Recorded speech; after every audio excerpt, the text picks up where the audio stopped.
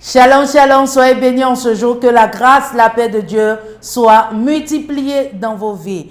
Acte 13, le verset 47, la Bible déclare en effet, tel est l'ordre que le Seigneur nous a donné. Je t'ai établi pour être la lumière des nations, pour apporter le salut jusqu'aux extrémités de la terre. Donc, dans ce mois, nous allons voir comment évangéliser. L'évangélisation, c'est quoi? C'est le fait d'annoncer la bonne nouvelle de Jésus-Christ partout dans le monde entier, partout dans nos quartiers, dans nos familles, dans l'environnement, partout où nous nous trouvons. Il est important que nous apportons la bonne nouvelle. Et en ce jour, nous allons voir l'évangélisation par invitation. L'évangélisation par invitation, c'est le fait d'inviter sa famille, inviter ses amis, inviter ses oncles, ses tantes, ses cousins, ses cousines, inviter par exemple ses oncles, inviter ses nièces, tous les membres de la famille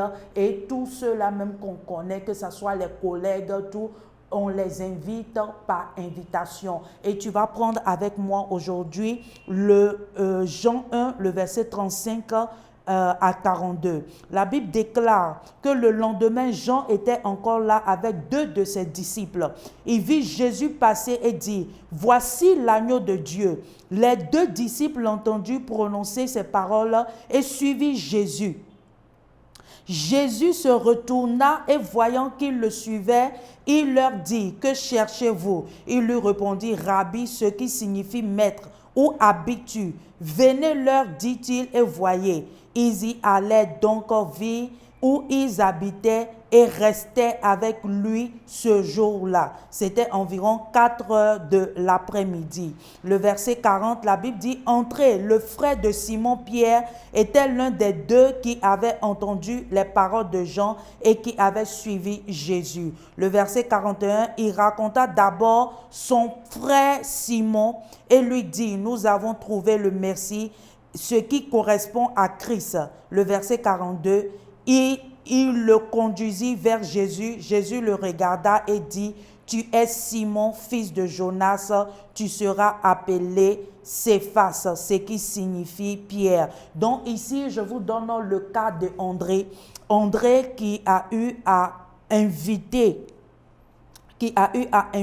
Philippe et par rapport à lui, ça a touché Nathanaël et ça a touché d'autres personnes. Donc ici, Simon-Pierre, l'invité d'André, est devenu l'un des disciples de Jésus-Christ.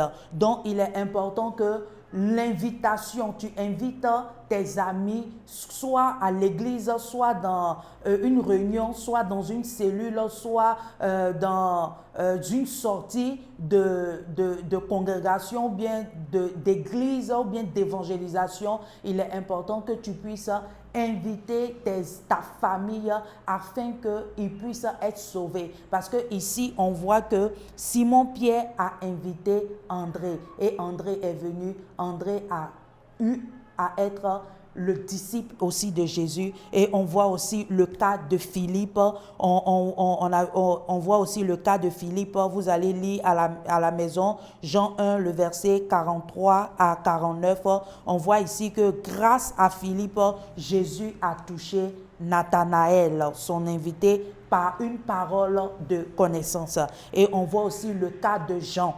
Jean aussi, l'autre disciple qui était avec André, était Jean. Tu vas lire à la maison aussi, Jean 1, le verset 35. Et aussi, on voit aussi que lui aussi, il a amené Jacques, son frère, plus tard à Jésus-Christ. Et tu vas lire à la maison Marc 3, le verset 16-19. Donc, il est important que dans ce mois, tu invites les membres de ta famille à l'église, à l'évangélisation, que ce soit dans les cellules, que ce soit dans un programme régional, que ce soit au culte des célébrations, quel que soit le type de culte qu'ils vont faire. Il est important que tu invites ta famille afin que eux aussi, le Seigneur puisse les transformer, le Seigneur puisse changer leur vie. C'est ce que j'ai voulu partager avec vous en ce jour. Et si tu es là ce matin et tu ne connais pas le Seigneur en tant que ton Seigneur sauveur personnel, j'aimerais te dire de choisir la bonne part. La bonne part, c'est Jésus-Christ de Nazareth, celui-là même qui est venu sur la croix pour toi, celui-là même qui s'est fait pécher pour que toi et moi, nous soyons sauvés. Et si tu es prêt en ce jour, tu vas incliner ta tête et tu vas répéter après moi, tu vas dire, Seigneur Jésus,